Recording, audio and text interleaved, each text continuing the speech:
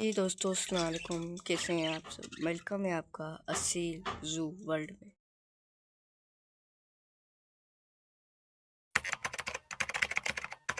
दोस्तों, आज हम आपको बताएंगे कि ऑस्ट्रेलियन बजीज के बच्चे की पहचान और बड़े की पहचान के बारे में। तो जो बच्चा होगा उसकी आँख उसकी होगी, तो उसकी आँख पूरी ब्लैक